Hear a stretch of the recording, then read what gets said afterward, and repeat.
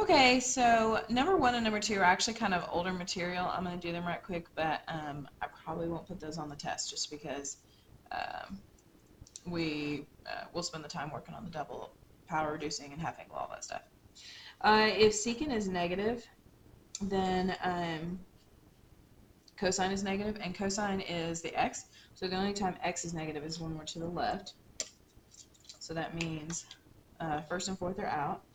And then if cotangent is positive, that means sine and cosine, because cotangent is cosine over sine, right?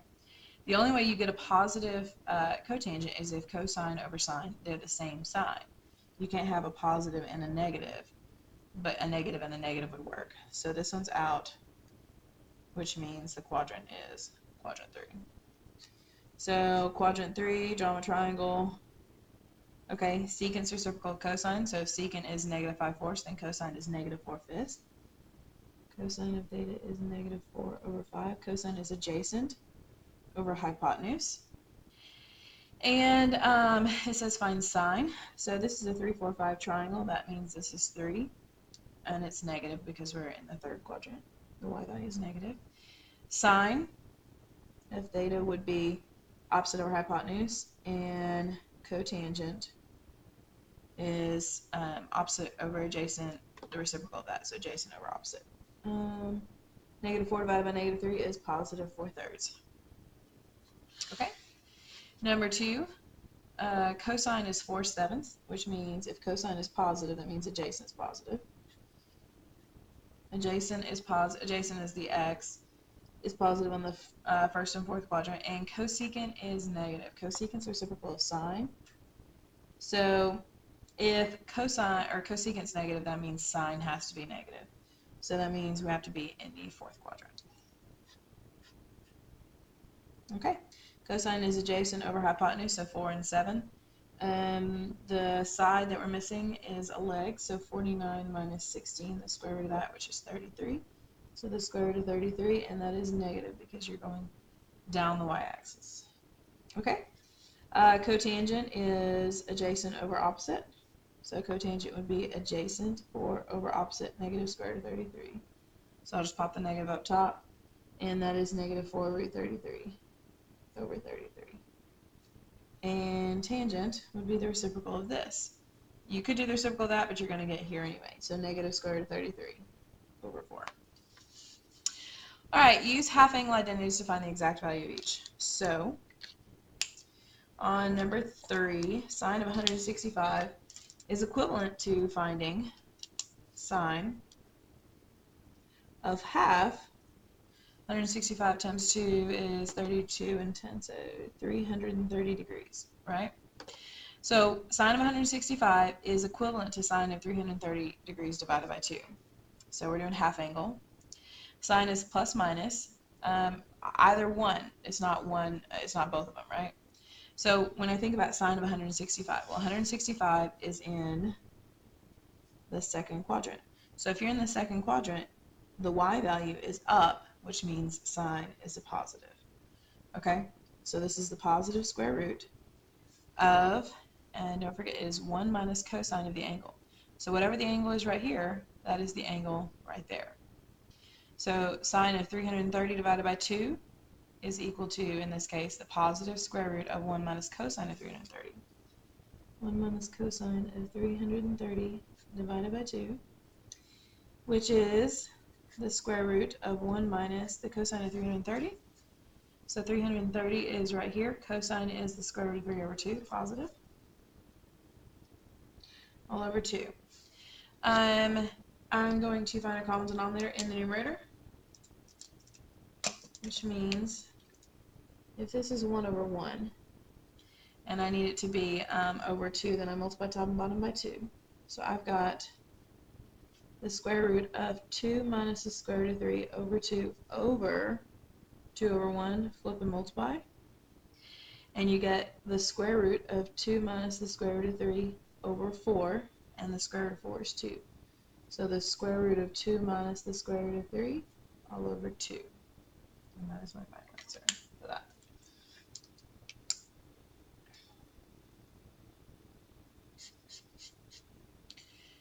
Okay.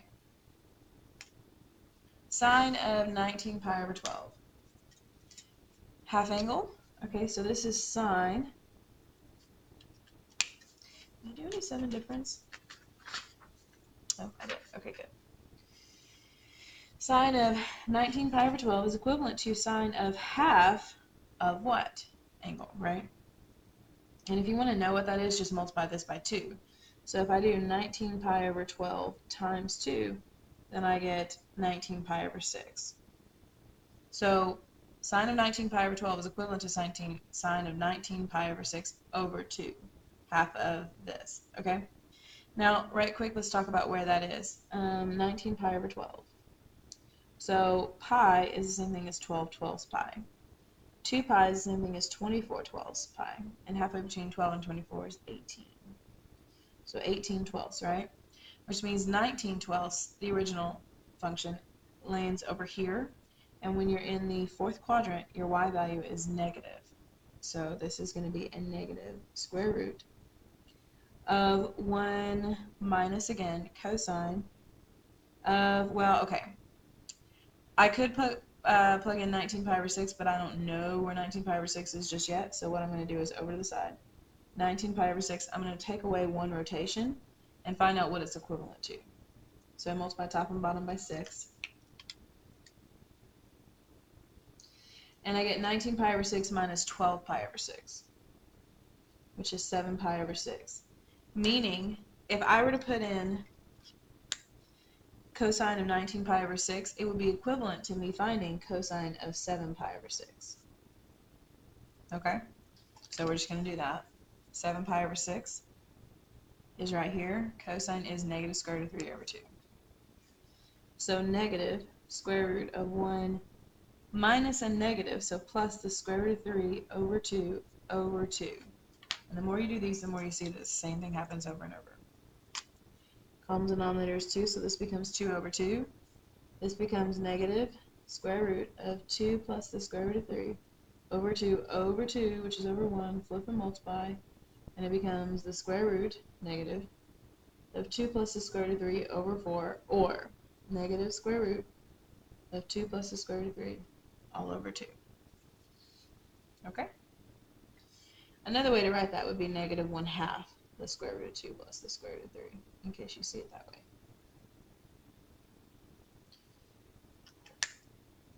Okay.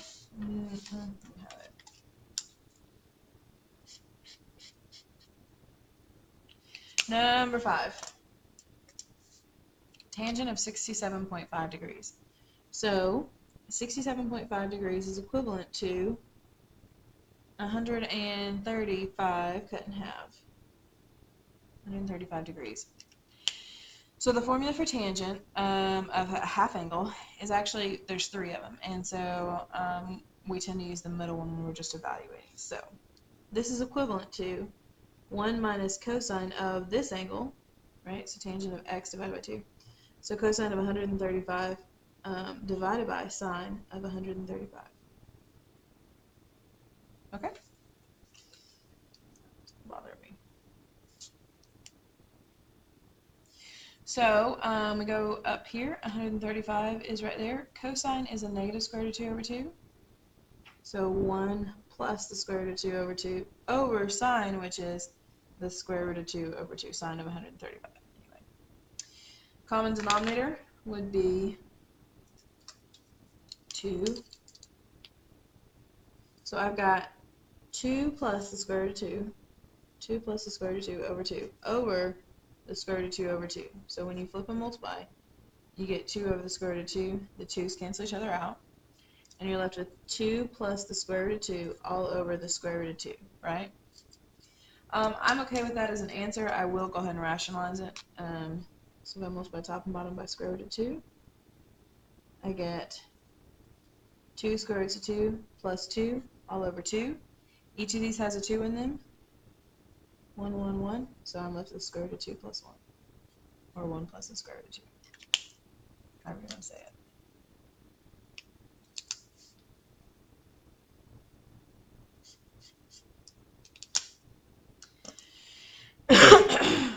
I'll actually erase that.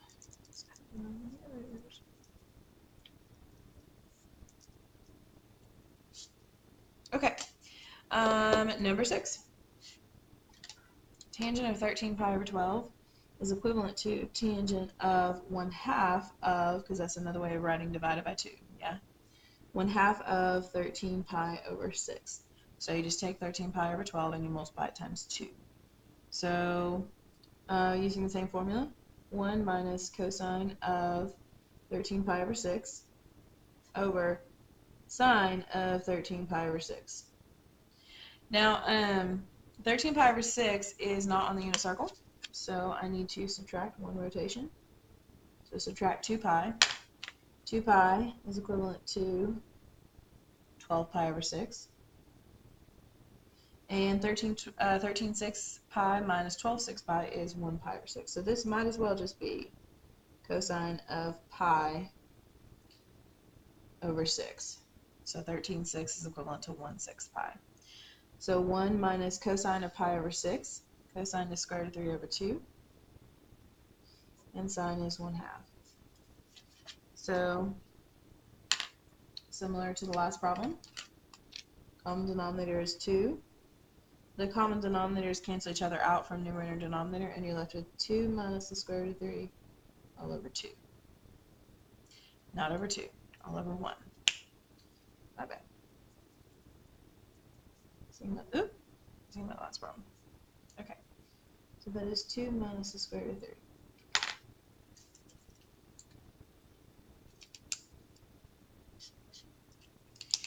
Alright, number 7. Simplify. So, tangent of negative 6x and tangent of 6x, tangent of negative 6x and tangent of 6x. So what this looks to me like is this sum and difference identity. So if I need to go backwards from here, I'm going to this, right? So it's like, what is my alpha, what is my beta, and what is this sign in the middle? So I'm looking at this, and I know that my alpha is going to be negative 6x, yeah? So alpha is negative 6x, beta is positive 6x. This is plus minus, this is plus minus, so whatever sign is right here, it's the same as what's inside. So it's tangent of alpha, negative 6x, minus, because it's the same, plus minus, and then beta, which is 6x. So my final answer is tangent of negative 12x, and that's all you have to do.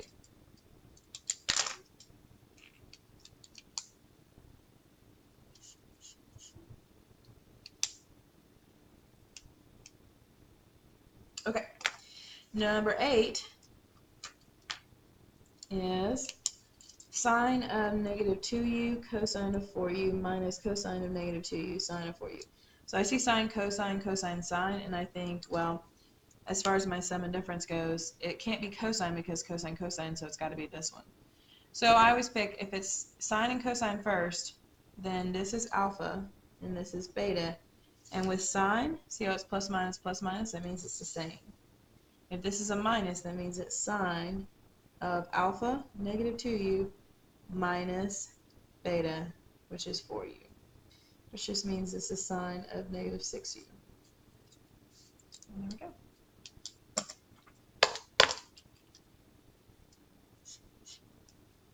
So you're not supposed to be able to do anything with that, you're supposed to write it. Now this one, it does say find the exact value, so we are going to have to find an actual answer for these. Okay, tangent of 2 pi over 9 plus tangent of 4 pi over 9. So this is similar to this right here, alpha and beta, right? Only this time my alpha is 2 pi over 9 and my beta is 4 pi over 9. And because it's a plus, that means it's going to be plus in the interior. So tangent of alpha plus beta is tangent of 6 pi over 9. 6/9 is just 2/3 though, so I need to find tangent of 2/3 pi. Tangent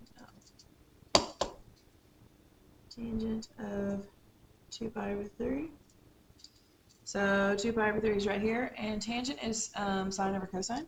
So we just take the numerator of sine and we divide it by the numerator of cosine. So square root of 3 over negative 1 is just negative square root of 3 over 1, or negative square root of 3.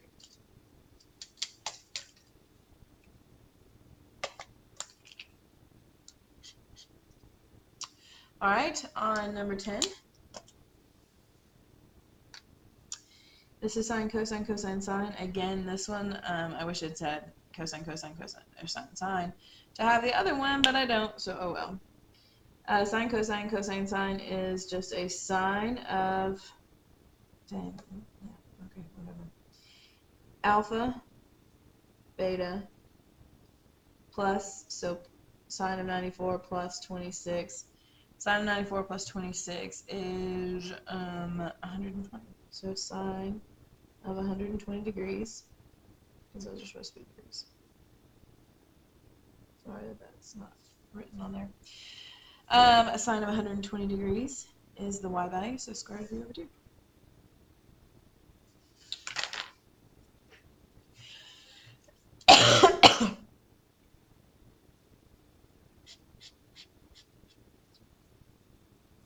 Okay. Let's go to page 2. Find the exact value of each using sum of difference identities. Okay, so tangent of negative 11/12 pi is equivalent to something 12ths plus or minus something else 12ths. And so it makes sense that we'll go ahead and say subtract. So as far as like what will work, two numbers that have a difference of 1, but that simplify with 12, right? So 8 and 9 would work. 3 and 4 would work. Not 6 and 5 or 7. 10 and 9 would work. So 9 pi over 12 minus 10 pi over 12. 14 and 15 would work, whatever you want to do. I'll go ahead and go with the easy one and say 3 pi over 12 minus 4 pi over 12. Okay? So 3/12 is just 1/4, and 4/12 is 1/3. So I'm really finding tangent of 1/4 pi minus 1/3 pi. Sum and difference says that I use this formula right here, tangent of alpha. If it's minus, then I'll use minus here, but then I'll use plus there. So tangent, let me kind of move over. Tangent of alpha minus tangent of beta over 1 plus tangent of alpha times tangent of beta. Okay, so tangent of pi over 4. So by this point we should be familiar with the fact that at the force, tangent and cotangent are both 1 or negative 1. In this case it's square root of 2 divided by square root of 2, which is 1. So that is 1 minus, now tangent of pi over 3. At pi over 3, which is right here, you've got sine over cosine, so that's square root of 3 over 1, which is just square root of 3 over 1 plus tangent of pi over 4 is 1 times tangent of pi over 3, which is square root of 3. So I've got 1 minus the square root of 3 over 1 plus the square root of 3. You could technically be done. I'm going to go ahead and rationalize it and multiply by the conjugate. 1 minus the square root of 3. So that would become 1 minus square root of 3 minus square root of 3 is minus 2 square roots of 3. Negative square root of 3 times negative square root of 3 is negative 3. All over 1, middle terms cancel each other out, and then minus 3. 1 minus 3. So I'm left with 1 minus 3, which is negative 2, minus 2 root 3 over negative 2. If I divide everything by negative 2, then I'm left with 1 plus the square root of 3 as my final answer. So 1 plus the square root of 3.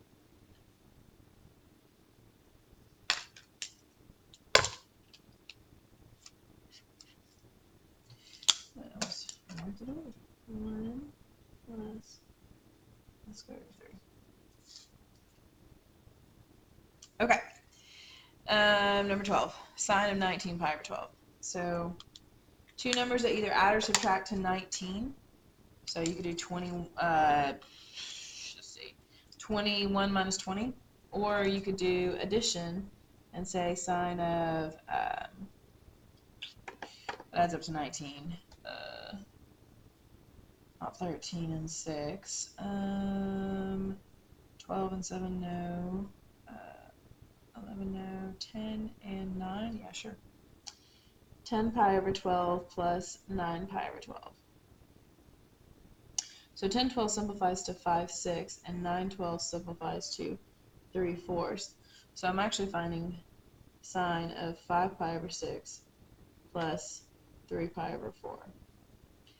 So the sine formula goes sine of alpha, which is 5 pi over 6, times cosine of beta, which is 3 pi over 4. Whatever that sine is, so is this one, so plus, and then we do sine of beta, so sine of 3 pi over 4, times cosine of alpha, which is 5 pi over 6. Okay? Then I'm just filling in using the unit circle. So sine of 5 pi over 6, sine is the y value, so 1/2, times cosine of 3 pi over 4, which is cosine is the x value, negative square root of 2 over 2, plus sine of 3 pi over 4, sine is the y value, so positive square root of 2 over 2, times cosine of 5 pi over 6, cosine is the x value, negative square root of 3 over 2. Final answer, negative square root of 2 minus the square root of 6, all over 2, the common denominator 2 times 2, which is 4. And that is your answer.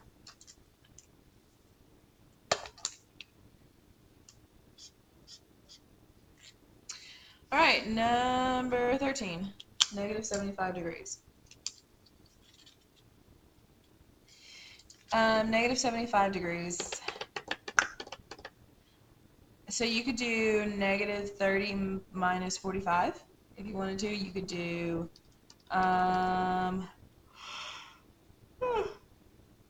let's see,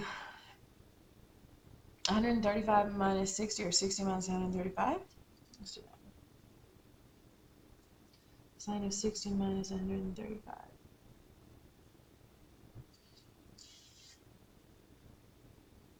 Yep. Okay. So, sine of alpha minus beta is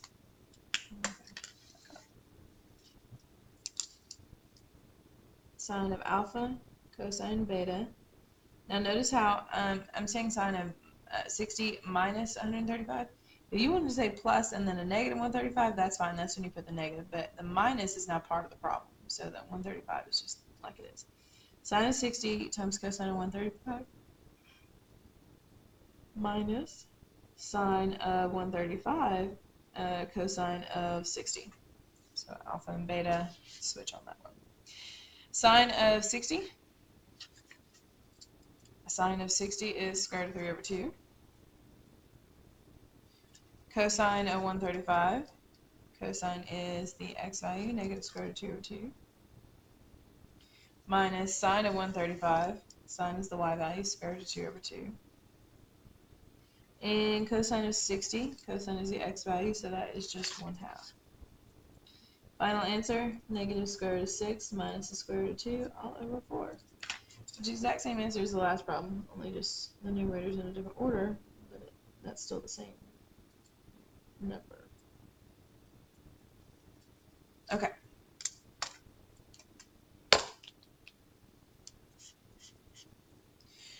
Number 14, cosine of 105. So cosine of 105, I'm going to do something a little bit different. I'm going to do cosine of 225 minus 120. You could do 45 plus 60, something like that. But I'm going to go ahead and do that one, because why not? So cosine's formula for sum and difference is cosine of alpha plus and minus beta, cosine alpha cosine beta minus plus sine alpha sine beta. So whatever sign this is the opposite. So cosine of 225, cosine of 120. If this is minus, then this is plus. Sine of 225 times sine of 120. Now you don't actually have to write down this step. You can just fill in the actual numbers using your formula. Okay. Sorry. Okay. Cosine of 225. Oh, that's an old one. Oh, dang it. I gotta change that. 225. Oh well, I'll fix it. Okay. Cosine of 225 is negative square root of 2 over 2. Cosine of 120 is the x value, negative 1/2, plus Sine of 225 is the y value. Negative square root of 2 over 2 times sine of 120, which is the y value, square root of 3 over 2. So, square root of 2 minus the square root of 6 all over 4. Fairly different from the other ones, but there you go. Okay. What was that? Okay. Number 15, starting the identities. Okay. So, I'm going to work these problems one way, and then I might attempt them another way, just to see if I can work it in a way that you might have seen it first. So I think the first thing I'm going to do is I'm going to work from the left-hand side. Cotangent over cosecant squared. I'm just going to write it again.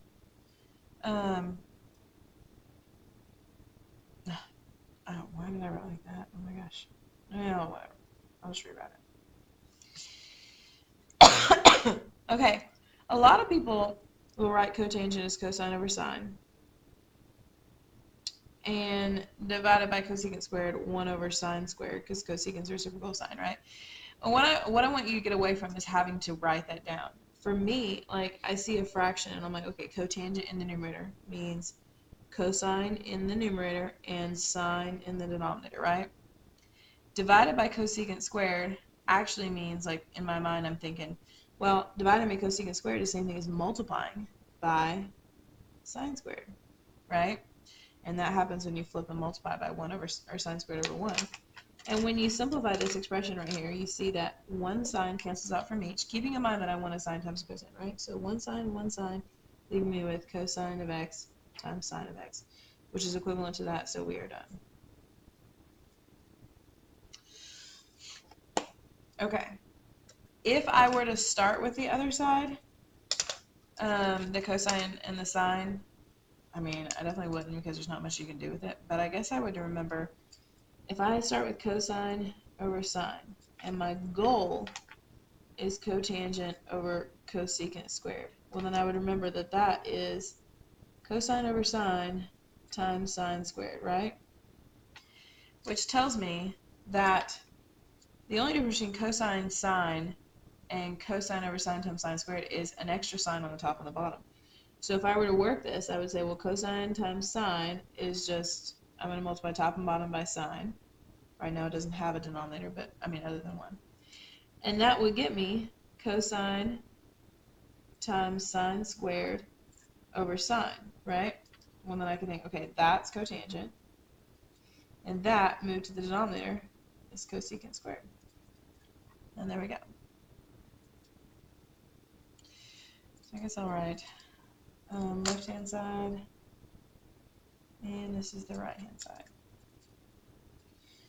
Okay, number 16. So, cotangent squared over cosine squared equals 1 plus cotangent squared. First off, I want to remember my Pythagorean identity.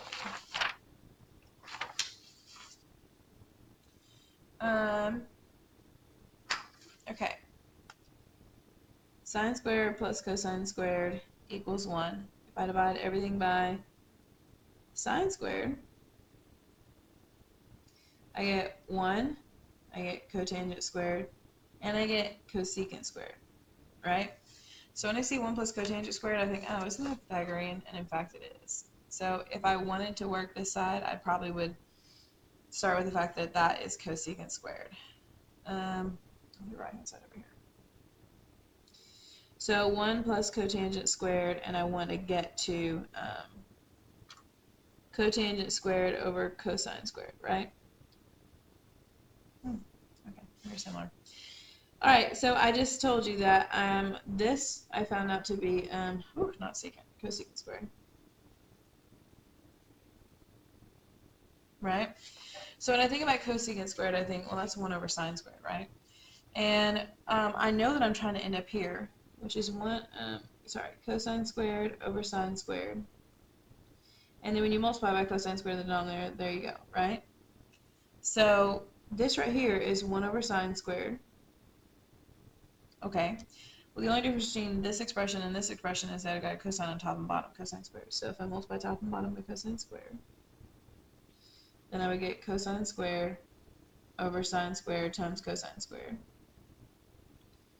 Which I would then say, okay, well, that is cotangent, and I'm dividing by cosine squared, which is what I have originally. Or on the other side, the left-hand side. I guess I'll put left-hand side. Just to be clear, like I went from right-hand side to left-hand side. And in this case, I went from left-hand side to right-hand side. Okay, so on the other side of this, I'm going to work the left-hand side to the right-hand side. Okay, left-hand side. So I'm going to replace cotangent squared with cosine squared over sine squared. And then that cosine squared is just in the denominator with the sine squared, right? So, I mean, if you need to, you can write cosine squared over sine squared over cosine squared over 1, flip and multiply, and you get cosine squared in the denominator.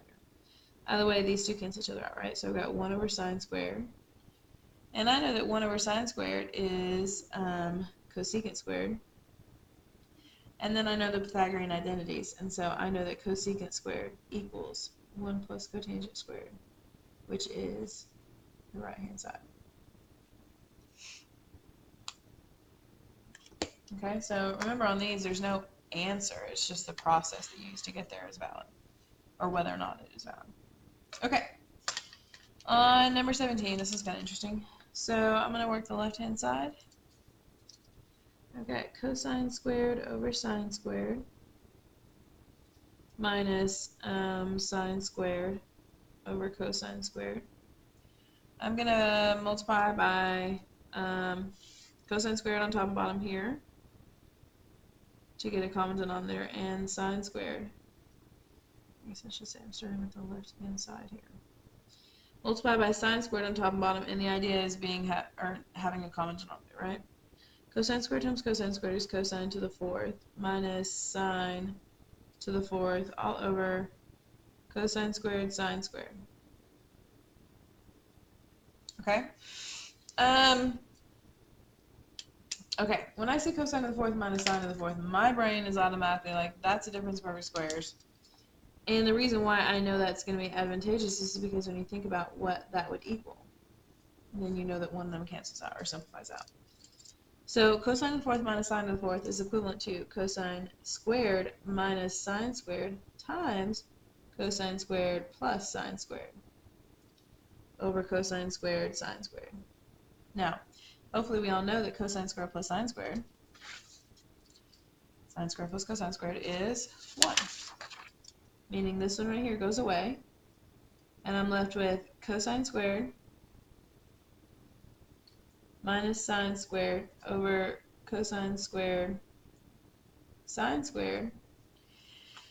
Well, my goal is to get to cosecant squared minus secant squared, right? And the only way that I get that is if I no longer have a fraction. So, I think what I'm going to do is split up the fraction. So, to be clear, when you have something like 3 plus 4 over 2, that's 7 halves, right? That's 3.5. That's equivalent to me saying 3 over 2 plus 4 over 2. So it's like undoing the common denominator, right? You have a common denominator, so you combine the fractions. Well, I can split it up as long as they have the common denominator. And so that is 1.5 plus 2, which is, again, 3.5. So that's equivalent. If you have addition or subtraction in the numerator and one term in the denominator, then you can split it up. This over this plus that over that. So if I divide cosine squared by cosine squared sine squared minus sine squared over cosine squared sine squared, then you'll see that cosine squares cancel out and sine squares cancel out, leaving me with 1 over sine squared minus 1 over cosine squared, which is cosecant squared minus secant squared, which is the right-hand side. Okay? I didn't leave myself room, so I don't think I'll work it from the other side. In fact, I think I tried it with someone earlier and it was a little bit weird, so I'm okay not doing that. All right, let's talk about this one. On this side, 1 over sine squared is cosecant squared. And, I mean, using my Pythagorean, cosecant squared is 1 plus cotangent squared. So, that is 1 plus cotangent squared, which is, I'm working left-hand side, and I get the right-hand side. As far as the other version, if I started with the right-hand side, then I probably would rewrite cotangent squared as cosine squared over sine squared plus 1. And then I would do a common denominator, multiply top and bottom by sine squared. And I would be left with cosine squared plus sine squared over sine squared. And the Pythagorean identity says that cosine squared plus sine squared is 1. And so there we go. That is the left-hand side. All right. Number 19.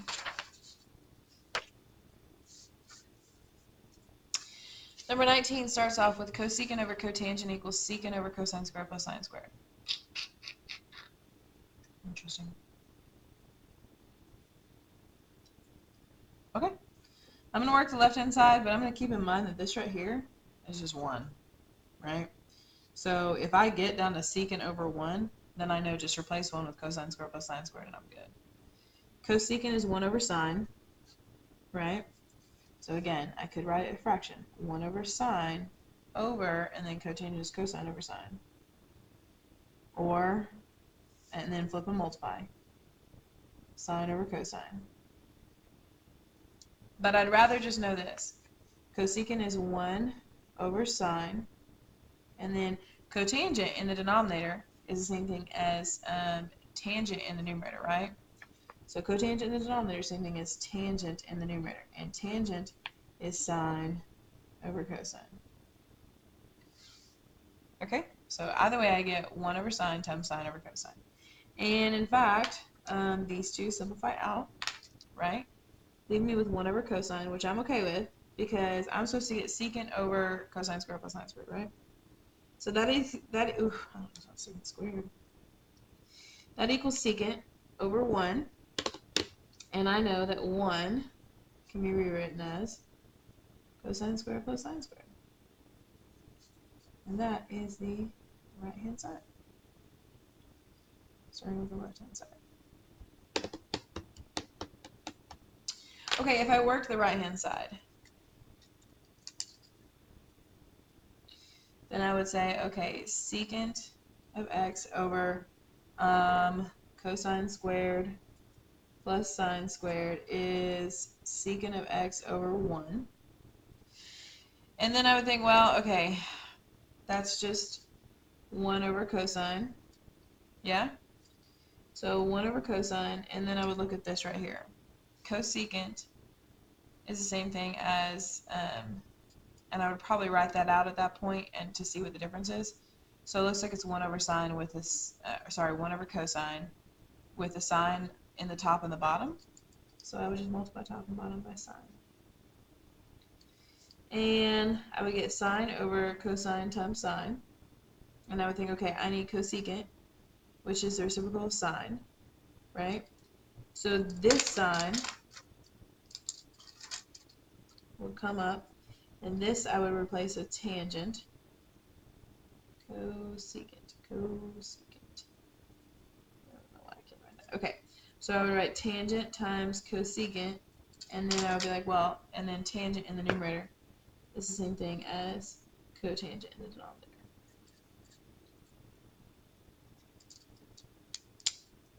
Yeah, left-hand side looks a little bit more intuitive. In order to do this side, I would have to simplify this so that I could see what's going to happen. I would have to see this, and then I would be able to work my way backwards. So when I get 1 over cosine, I'm like, okay, well, I got 1 over cosine too, and that came from canceling out sine, so I need sines. And then I'll be able to work my way towards that. Okay. Number 20. On number 20, you've got cotangent squared times secant squared, and I was supposed to prove that it equals 1 plus cotangent squared. So, I'm going to go ahead and do left-hand side. Left-hand side is cosine squared over sine squared times 1 over cosine squared, right? So I'm looking at that and I think, okay, well, the cosine squares will simplify out, so I'm left with 1 over sine squared. And 1 over sine squared is equivalent to cosecant squared, right? And then my identities tell me that cosecant squared is cotangent squared plus 1. And that is the right-hand side. All right, if I were to work at the other side, cotangent squared plus 1, well, I would have to remember, okay, honestly though, whenever you start this test, it's not a bad idea for you to write down your Pythagorean identities on your identities page, okay? Write them out so you can have them and look at them. Cotangent squared plus 1 is cosecant squared. I'm like, okay, well, I need a cotangent times a secant squared. Okay, so I'm like, well, that's 1 over sine squared. I know that cotangent squared is the same thing as cosine squared over sine squared. And I know that secant squared is the same thing as 1 over sine squared. Or sorry, 1 over cosine squared. So I need a cosine squared in the numerator and a cosine squared in the denominator, almost by top and bottom by cosine squared. So I see that is cotangent squared divided by cosine squared, or cotangent squared divided, or not divided by, bring it up, times secant squared. And that would be the left-hand side, starting with the right-hand side. All right, number 21.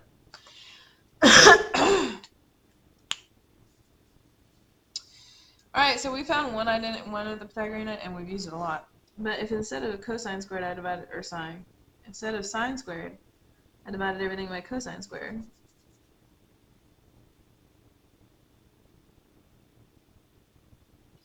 then I would get sine squared over cosine squared, which is tangent squared, plus cosine squared divided by self, which is 1, equals secant squared, right? Well, I'm looking at this and I see tangent squared plus 1, and I know that tangent squared plus 1 is secant squared. So I'm going to replace that with secant squared. And then secant squared is the same thing as 1 over cosine squared. So I know that one of those cosines will cancel out from each, leaving me with 1 over cosine, which is secant. And I don't know why I did the h first. I would not work the right-hand side starting off because it's just so small. I just wouldn't do it.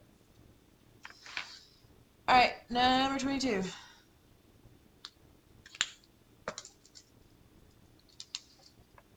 Okay, I'm looking at both sides. I'm just going to go and start from the right-hand side. Okay. Cosine times 1 plus cotangent squared. So I know that 1 plus cotangent squared is cosecant squared. So cosine times cosecant squared. Cool. I need secant times cotangent squared. So I'm going to rewrite this as cosine times 1 over sine squared, or cosine over sine squared, which equals cosine over sine times sine. Yeah? This, I can let be cotangent. Oh, it needs to be cotangent squared.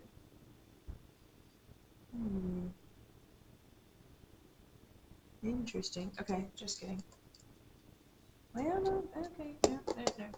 Okay, so cosine, that's cosecant squared, 1 over sine squared, cosine over sine squared. Okay, if I need a, yeah, okay. I thought I had it, because I was like, I just need a cotangent, but I need a cotangent squared. So that made me think, okay, I need cosine squared over sine squared. So I'm going to multiply top and bottom by another cosine because I can't just multiply the top by cosine. So if I do that, then I get cosine squared over sine squared. That is cotangent squared. So I get cotangent squared over cosine, and dividing by cosine is the same thing as multiplying by secant, which is the left-hand side. All right, number 22.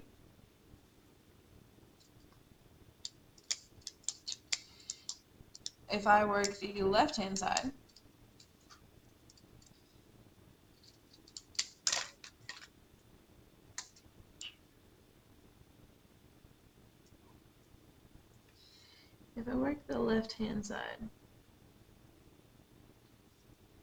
secant of x times cotangent squared of x, then I've got 1 over cosine times cosine squared over sine squared. Okay, I know that I need cosine times, so I'm okay with canceling out one of the cosines because that leaves me with cosine over sine squared, which is cosine times cosecant squared. It's actually a lot easier. And I know that cosecant is the same thing as 1 plus cotangent squared. So there we go. Right hand side. All right, number 23.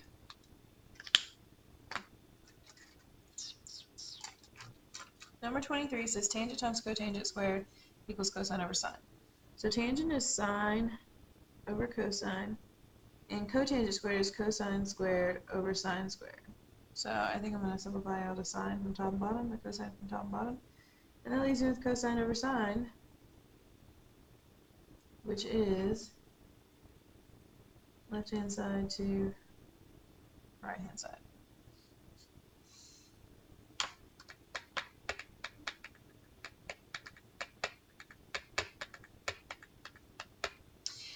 There's just no reason really to work the other way. Cosine over sine, right-hand side, cosine over sine. You'd have to think about the fact that you want tangent, which is sine over cosine, and you want cotangent squared, which means another. So think about this. In my mind, on the right-hand side, I've got cotangent. I need cotangent squared, so I'm going to multiply by cosine. Cosine over sine again, right? But I can't just do that, so I gotta, because I multiply top by cosine and bottom by sine, I gotta multiply top by cosine and bottom by cosine. And then top by sine and bottom by sine. So cosine over cosine, and then sine over sine. So cosine squared over sine squared is cotangent squared times sine over cosine, which is cotangent squared times tangent, which is the left-hand side. Okay. Number 24.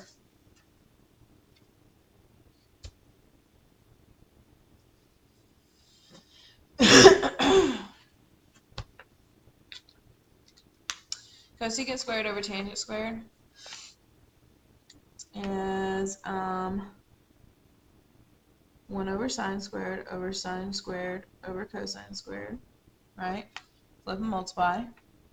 And you have cosine squared in the bottom and sine squared in the denominator, right? Or cosecant squared is 1 over sine squared. And tangent in the denominator is cotangent in the numerator, which is cosine squared over sine squared. Either way, you get cosine squared over sine to the fourth, right? But I know that I need, over here, I need a sine squared in the denominator. Why can't I do the L first? Okay. I need a cotangent squared in the numerator and a sine squared in the denominator, so I'm going to leave the sine squared alone. And then I see that I'm left with cosine squared over sine squared. So I've got cotangent squared over sine squared, which is the right-hand side. If I were to work it the other way with the right-hand side, then I would have cosine squared over sine squared divided by sine squared, which just means put sine squared in the denominator with it, right? So I kind of end up in the same spot. Duh, because it's the same. But now I need cosecant squared over tangent squared. So, okay, I would do this, and I would say, well, that's cotangent. Well, okay. I mean, I'm just working in circles.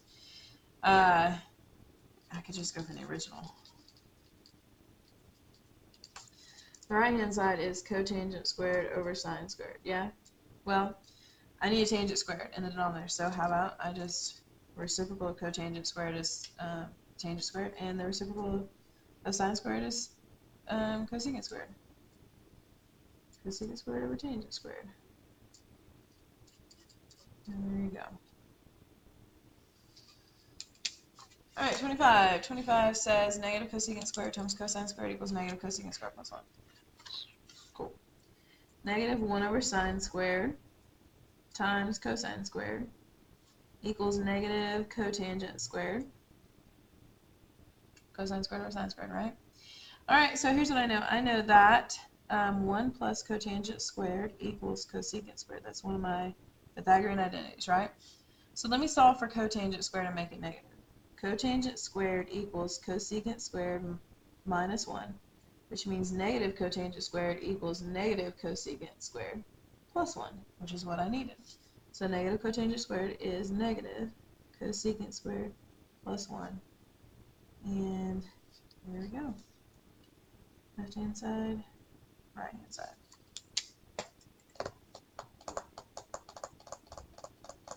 I guess on the right hand side, if I were to work this, I'd probably have to recognize that negative cosecant squared plus 1 is just the negative of this identity, cosecant squared minus 1. So I would have to think, okay, well, that's negative cotangent squared, right? So then I think, okay, so negative cotangent squared is negative cosine squared over sine squared. And then I would think, okay, well, I need a cosine squared in the numerator and a negative, so I'll leave that alone. And then if I just move the sine squared up, then I get negative cosine squared cosecant squared, which is the left-hand side. All right. Number 26. Starting with the left-hand side.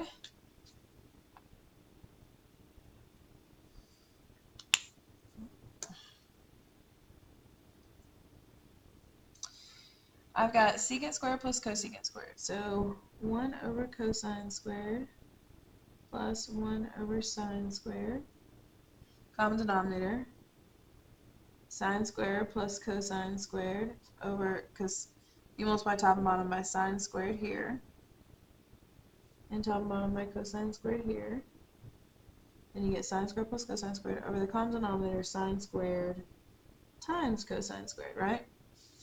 Well, I know that sine squared plus cosine squared is 1 over sine squared cosine squared. My final answer has a cosine squared in the denominator, so I'm going to take this sine squared and move it up. It's reciprocal, cosecant squared over cosine squared, which is the right-hand side. Alright, you saw I'm drawing these arrows and I'm circling things, and remember you have to communicate to me if you know what you're doing and why. So, little things like that will help. Okay, if I started with the right-hand side, then I would say cosecant squared over cosine squared.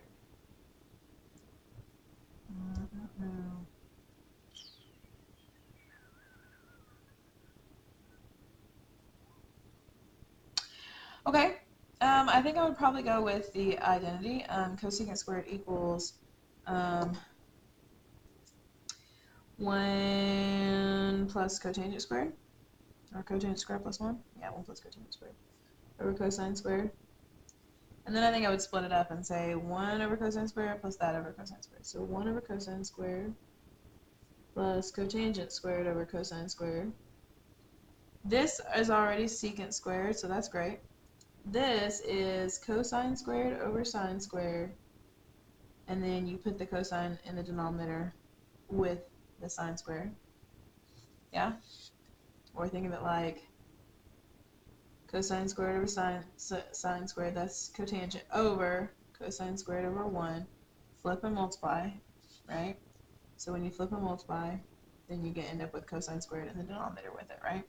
The cosine squares cancel each other out, so I'm left with 1 over sine squared, which is secant squared, plus sine squared in the denominator, bring it up, cosecant squared, which is the left-hand side. Okay, number 27. Cosine of x minus y is a difference of angles, so I'm going to go ahead and use the identity. Cosine x, cosine y, that's a minus, so this is a plus. Sine x, sine y, divided by cosine x, cosine y, right? Well, notice over here I have 1 plus tan x, tan y. And tan x is sine over cosine, and tan y is sine over cosine with y. So what I'm thinking is I'm going to split up the fraction and say this divided by this plus this divided by that. So we're going to split up the fraction again. Cosine x cosine y over cosine x cosine y plus sine x sine y over cosine x cosine y. These two simplify out, leaving you with 1. Sorry, I was supposed to twist in paper. 1 plus, and then this is tangent x, this is tangent y, so tangent x, tangent y. And that is the right-hand side, starting with the left-hand side. If I started with the left-hand side, or the right-hand side, I mean, then I would say 1 plus, and I would say tangent of x is sine x over sine y. Sine x over cosine x times sine y over cosine y, and then I would do a common denominator.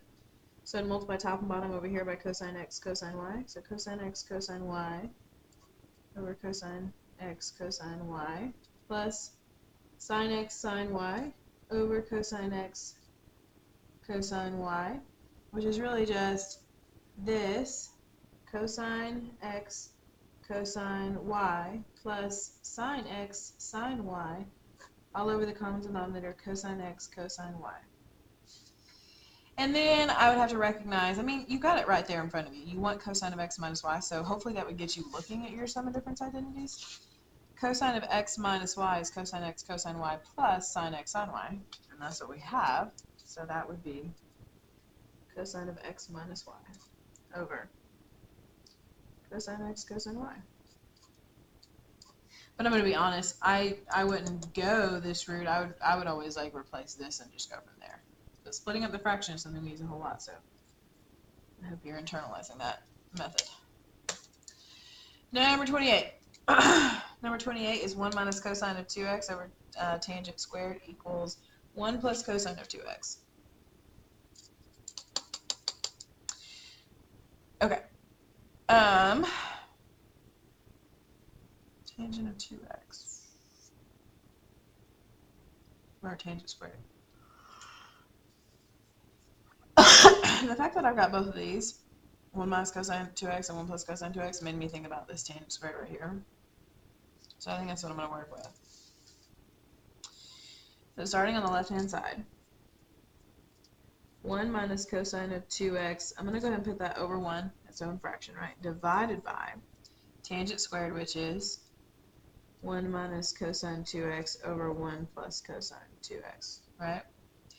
I'm going to flip and multiply by its reciprocal. 1 plus cosine 2x over 1 minus cosine 2x, and the 1 minus cosine 2x's will cancel out, leaving me with 1 plus cosine 2x, which is the right-hand side.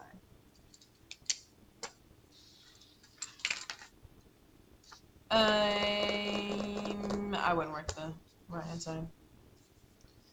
Okay. Number 29. 2 cosine squared over 1 minus cosine 2x equals cotangent squared.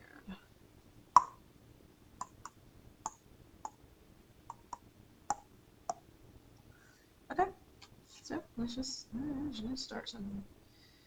2 cosine squared over 1 minus and cosine of 2x.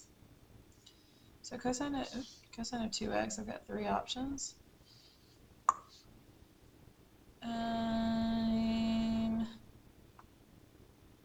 If I do that one, then I get a sine squared in the denominator, and I need a cotangent square, which is cosine over sine. So I'm going to try that one. Minus 1 minus 2 sine squared. Yeah. Which, if I distribute my minus sign, it becomes 2 cosine squared over, those cancel. 1 minus 1 is 0, and negative times a negative is positive, so 2 sine squared. Okay. 2 divided by 2 is 1, and cosine squared divided by sine squared is cotangent squared. So that is left-hand side, and that is right-hand side. So say I chose a different one. 2 cosine squared over 1 minus, and say I chose the this one. 2 cosine squared minus 1, right? Then I would have to say, okay, 2 cosine squared over 1 minus 2 cosine squared plus 2 plus 1. Just kidding. It'll become 2. So 2 cosine squared over 2 minus 2 cosine squared. Yeah? So there I would have to be like, well, okay, if I factor out a 2, then I'm left with 1 minus cosine squared. And for my Pythagorean identity, sine squared plus cosine squared equals 1, I should know that 1 minus cosine squared is sine squared. So I would be left with 2 cosine squared over 2 sine squared. And there we go. Okay. So what if I had chosen the other one? So I'm just like, I want to make sure that you know that you could get there no matter what you did. Cosine squared minus sine squared. Okay. 2 cosine squared over 1 minus cosine squared minus sine squared. So this one you'd have to recognize some things. I mean, this I know right here. And also keep in mind what you want. I want cotangent squared, which is cosine squared over sine squared, right? So I like sine squares only. Meaning I'm going to take this right here, and I'm going to replace it with sine squared. That's minus sine squared. Oh, plus. Ah, crap. Okay, if I distribute my minus sign, we're going to end up with dividing by 0. That's bad. Then again, I end up with 2 cosine squared over 2 sine squared. And I'm there. Okay. Cool. Number 30.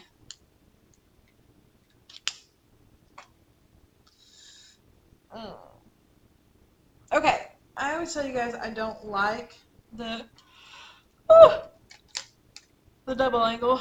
So I'm either going to work this side or I'm going to work this side and only do one step here just to make sure that I know what to go to, because I don't have the cosine of 2x memorized. Also because there's 3 options.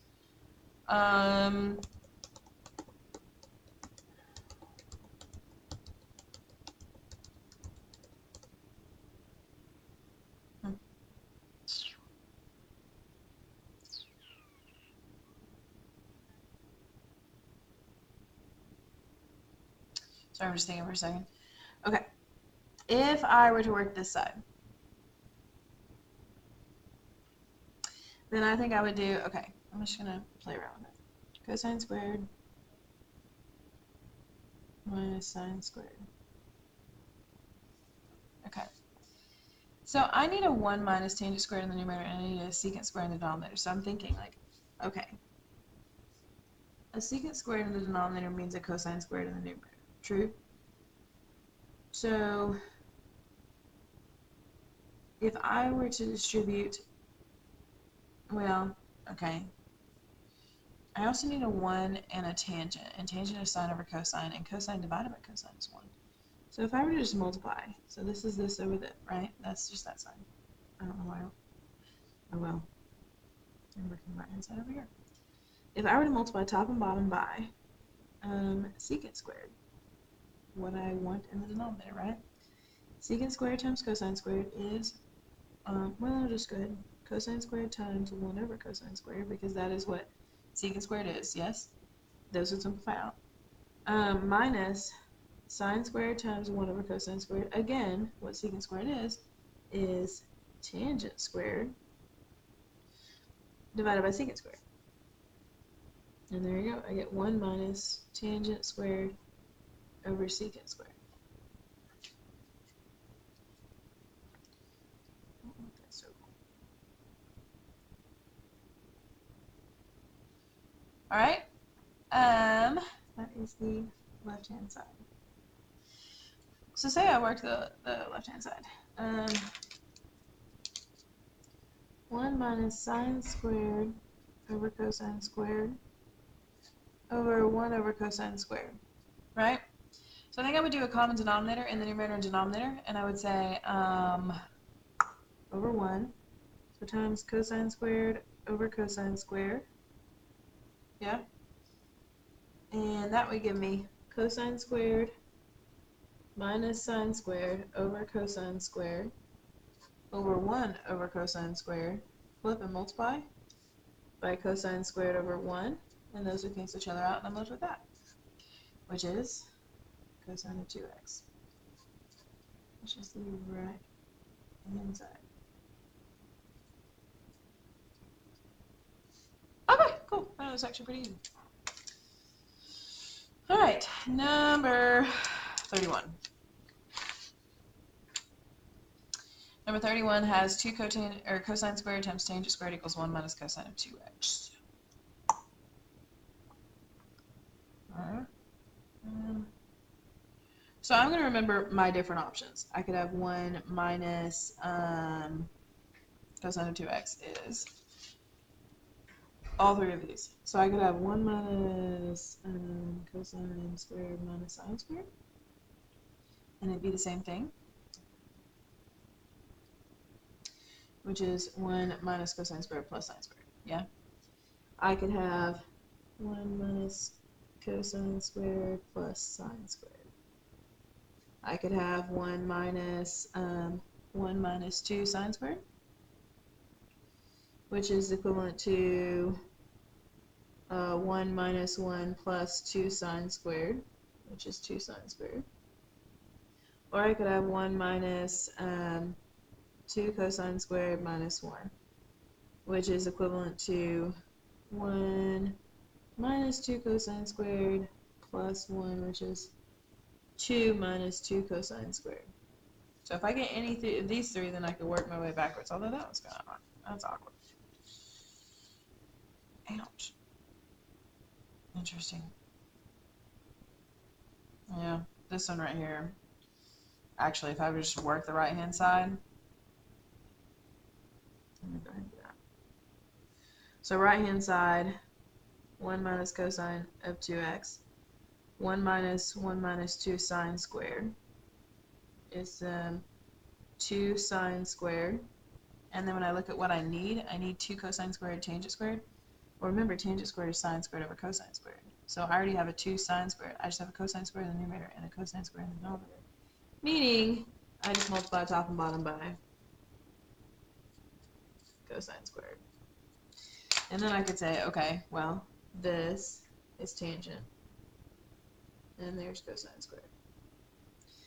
And that gets me to the left-hand side. If I were to work it on this side, I would say 2 cosine squared times sine squared over cosine squared, which gives me 2 sine squared. Okay, and think about, like, I need this, right? So I'm going to go to this one right here. I'm going to go to this identity, and I'm going to solve for 2 sine squared. So out to the side, cosine of 2x equals 1 minus 2 sine squared. So if I were to subtract 1, cosine of 2x minus 1 equals negative 2 sine squared, then divide by a negative, then I would end up with negative cosine of 2x plus 1 equals sine squared. All right, well, 2 sine squared. I don't have any 2.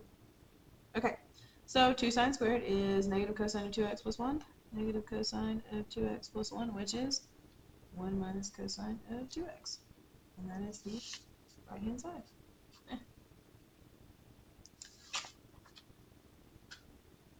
I mean, that's the thing about these guys. I mean, they have to be true. They have to equal each other. So if you just play around with the identities that you're given, then that's just a matter of figuring out how to prove that they equal each other. Okay. All right. Thankfully, the double angle is on the more complicated side anyway. So secant squared is 1 over cosine squared. Sine of 2x is 2 sine cosine. If I cancel out a cosine from top and bottom, I'm left with 2 sine over cosine, which is 2 tangent. And that one is pretty easy, so I would probably just work that way.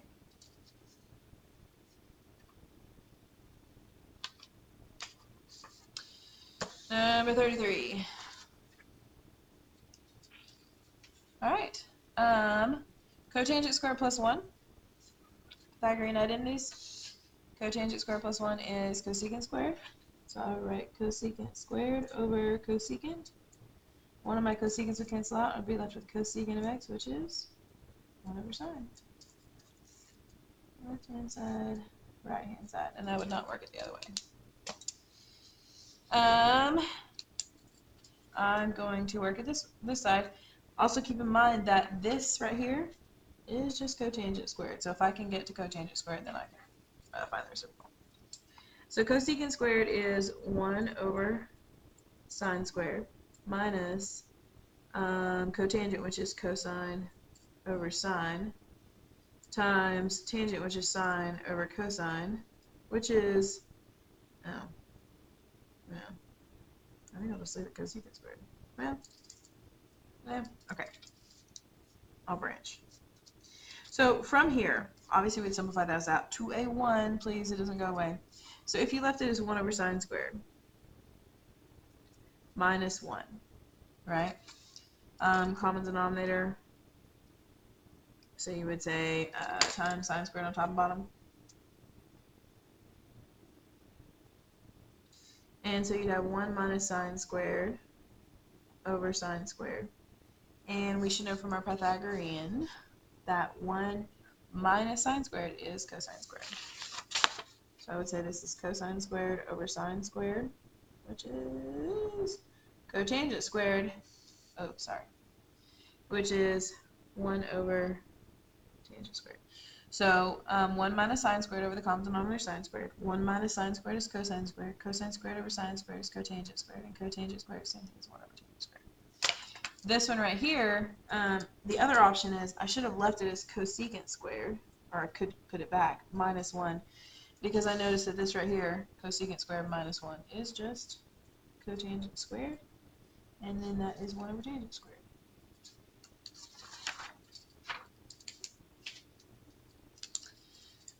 So in both cases, that is left-hand side getting you to right-hand side.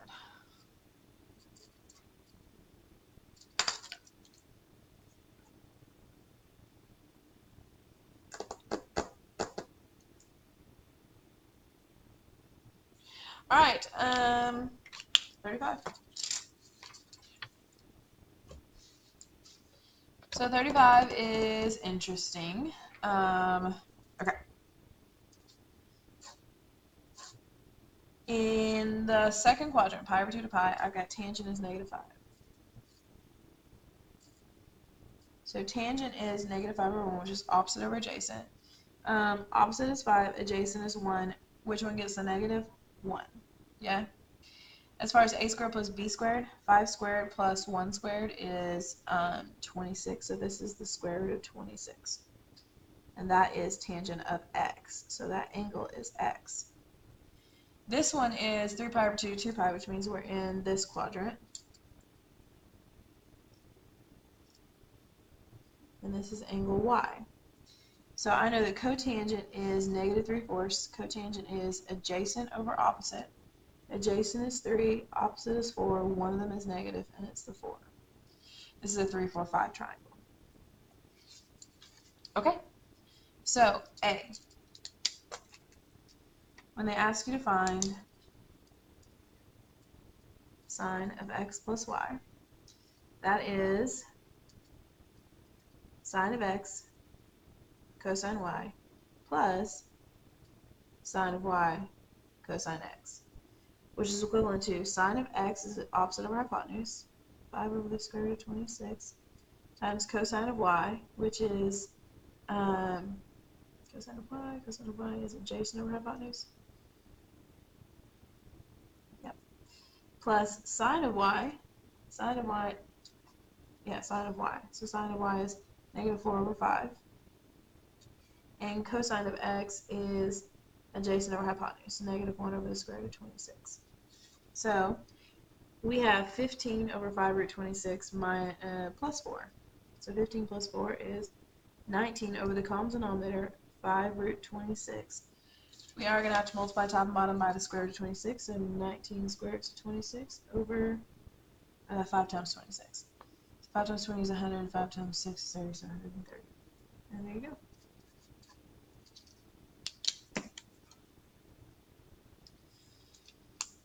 That's A. Let's do B.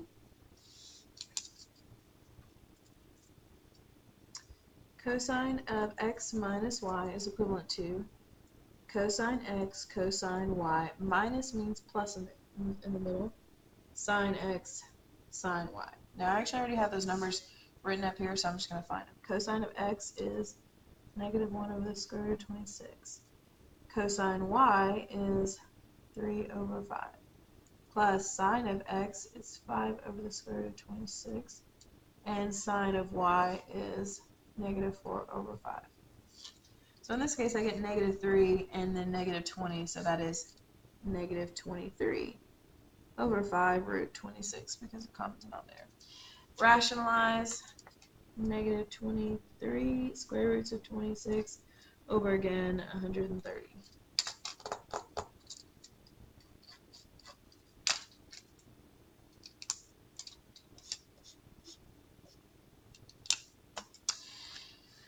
Part C. Tangent of y plus x. So be careful because the y is first on this one.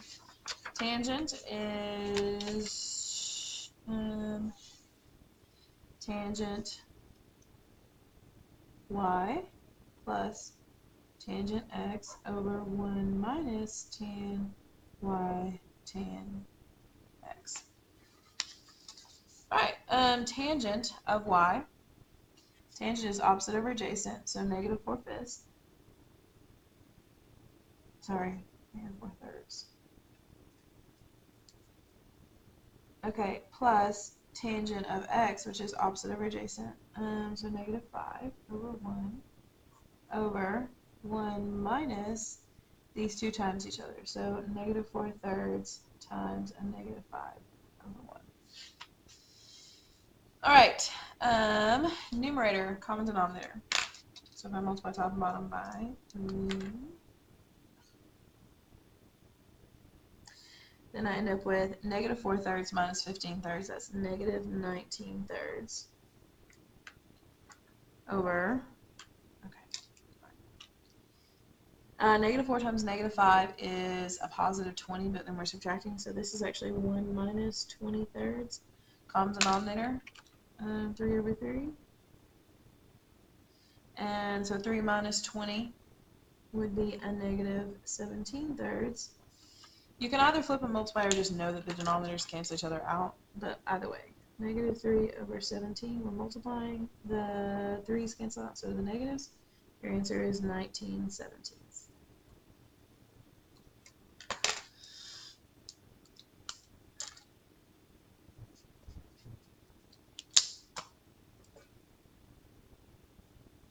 D. D is sine of 2x. Okay, sine of 2x is just 2 sine of x cosine x. So that's 2 times sine of x is 5 over the square root of 26. And the cosine of x is negative 1 over the square root of 26. So it's a good reason I didn't rationalize ahead of time, because they're just going to simplify. So 2 times 5 times negative 1 is negative 10 over 26, which simplifies to negative 5/13. And there we go.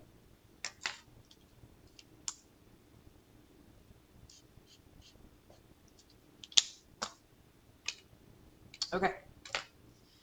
Cosine of, or E, cosine of 4y. A couple different ways to attack this. I could either do a double angle, cosine of 2 times 2x, or 2y in this case, or I could do sum and difference. I'd rather do this one, I think. Not though. So cosine of 4y is equivalent to cosine of 2 times 2y, right? So in the case of these formulas, that 2 times what, right? Well, the what, x, is my 2y. So right here I would put 2y, and here I would put 2y. Here I would put 2y. Here I would put 2y. It's open!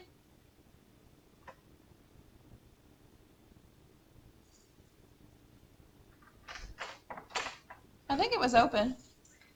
No. Can I? Yeah, absolutely. I'm just making a video, but feel free. Oh, okay. Yeah, no problem. Okay.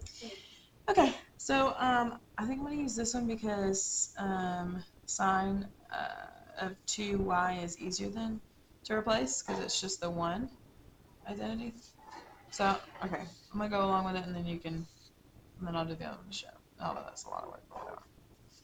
So 1 minus 2 sine squared of 2y. So cosine of 2 times something is 1 minus 2 sine squared of that thing, and that thing in our case is 2y, because it's 2 times 2y. So I've got 1 minus 2 times sine of 2y squared, which is really just 1 minus 2 times sine of 2y is the same as 2 sine y cosine y, using that identity squared. If you distribute the square, which you can do when you're multiplying, then this is 1 minus 2 times 4 sine squared cosine squared, which means 1 minus 8 sine squared cosine squared. Okay, so 1 minus 8 times sine squared of y. Sine of y is this. So when I square it, I get 16 over 25 times cosine squared of y. Cosine of y squared is 3 over 5 squared, so that is 9 over 25. Okay, well, that's ugly. Nothing's on y, so 1 minus,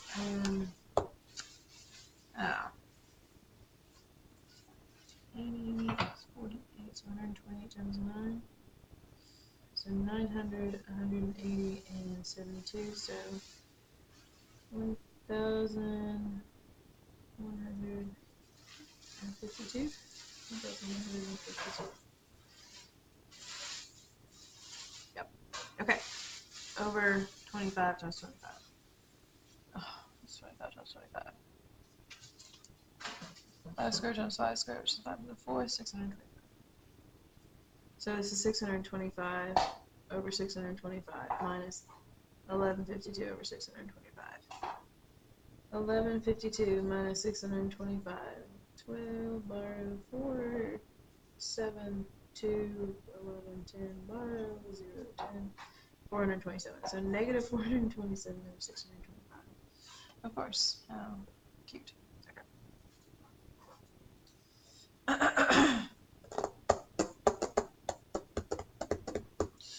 On that one, which is interesting, I might have, well, I don't know.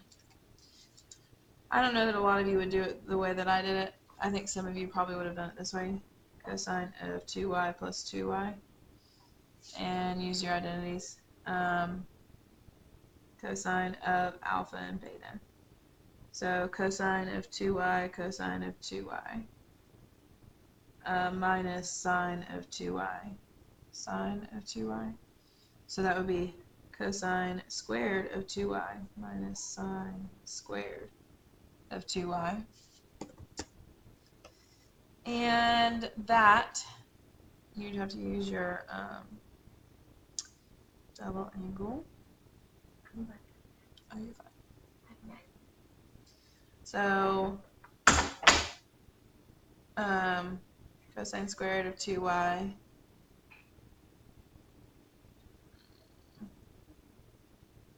So cosine of 2y is just one of these, right? And then just square it. So we can say, I don't know, one of these. We could replace that with 2 cosine squared y minus 1, and then square it, because that's cosine of 2y squared. I don't know that I want to do that. I'm going to be honest. Sine of 2y is 2 sine y cosine y, and then it's squared. So this would be 2 cosine squared y minus 1 times 2 cosine squared y. So that would be 4 cosine to the 4th of y minus 2 cosine squared y minus 2 cosine squared y, so minus 4 cosine squared y plus 1 minus, distribute your power because you're multiplying, 4 sine squared y cosine squared y. So 4 cosine, yeah, we're not doing it that way. Just kidding. Don't worry about it. I mean, it works out. Because cosine of y is adjacent to our hypotenuse. So that would be 4 times 3/5 to the 4th minus 4 times cosines of y squared. So 3/5 squared plus 1 minus 4 times sine squared y. Sine would be negative 4/5 squared, so 16/25. And cosine squared, which is 9/25. Just look, using my little triangle up here, right? And then I would say 3 to the 4th is 81. So 4 times 81 over 625, because that is 5 to the 4th, is 324 over 625 minus, that's 9, that's 25, so 9 times 4, 36 over 25, plus 1 minus 4 times 16 times 9, which we've already done. No, we did it.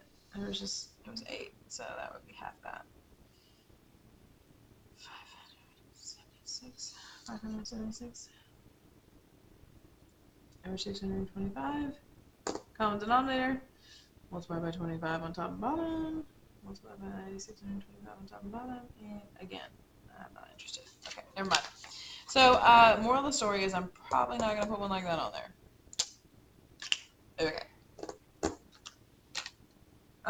Especially if I don't want to do it right now. I'm probably not going to let you do it later. F. Tangent of 3x. So that would be tangent of x plus 2x. We'll do alpha and beta. Yeah. So tangent of alpha plus and minus beta is tangent of x plus tangent of 2x over 1, sorry, I forgot. Okay, minus tangent of x, tangent of 2x. Okay, so tangent of 2x, you're gonna love this. I'm going to replace tangent of 2x equals 2 tangent of x over 1 minus tangent squared. So let's figure this out. Okay. Tangent of x, which I've already done. Tangent of x is negative 5. I'm going to leave some space for that because I'll figure it out in a second. And then 1 minus tangent of x is negative 5 times. Okay. So tangent of 2x is 2 times tangent of x, which is negative 5, over 1 minus tangent of x, again, tangent of x. Tangent of x is negative 5. So that's tangent of x squared, so that's positive 25. So that is negative 10 over negative 24, which is divided by 2, positive 5/12. So tangent of 2x is itself 5/12. Cool. Alright, common denominator. So times 12 on top and bottom. 12 on top and bottom. So you end up with negative 60 plus 5 over the common denominator 12, because negative 5 times 12, over 1 plus, because negative times a negative, 5 times 5 is 25, 12, sorry, I said the 1 is 12 over 12. Alright, so you end up with negative 65 twelfths over 37 twelfths. 12s cancel out and you're left with negative 65 over 37. There you go.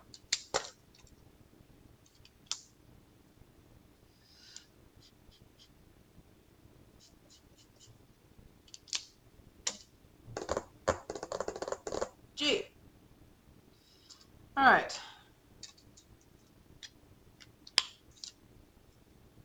G says cosine of y divided by 2. Cosine of y divided by 2. Okay. Cosine of a half angle. So cosine of a half angle is plus or minus. I'm going to figure that out, so I'll leave that space there. 1 plus cosine of the angle divided by 2. Cosine of y divided by 2. Alright, so that's going to be pretty straightforward. The only thing I had to determine is sine. So cosine of half of the angle y. So the angle y is in the fourth quadrant. So if you take any angle between 270 and 360 and you cut it in half, that cut in half is 135 and that cut in half is 180. So it will land in the second quadrant, and anything in the second quadrant to the left is negative for cosine. So that is going to be negative. Alright, so negative the square root of 1 plus cosine of y. Cosine of y is 3/5 over 2. Common denominator would be 5. So multiply top and bottom by 5. So that would give me 8/5. So negative the square root of 8/5 divided by 2 over 1, flip and multiply by 1 over 2. Those simplify to that, right? So I'm going to have negative square root of 4/5. And the square root of 4 is 2, so negative 2 over the square root of 5. Final answer, negative 2 root 5 over 5.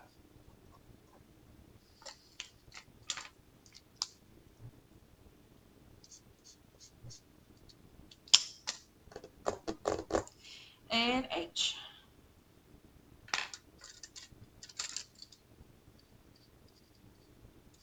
Tangent of x divided by 2, which is the easy one because tangent of x divided by 2 is one or the other. So I'm just going to use the top one. 1 minus cosine of x over sine x. 1 minus cosine of x. Cosine of x is negative 1 over the square root of 26 over sine of x, which is 5 over the square root of 26. So I've got 1 plus 1 over the square root of 26 over 5 over the square root of 26. Multiply top and bottom by square root of 26 over here. And so I get square root of 26 plus 1 over the square root of 26 over 5 over the square root of 26. The denominators simplify each other out. Final answer.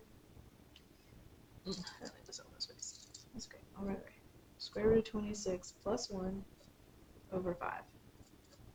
And that is my final answer.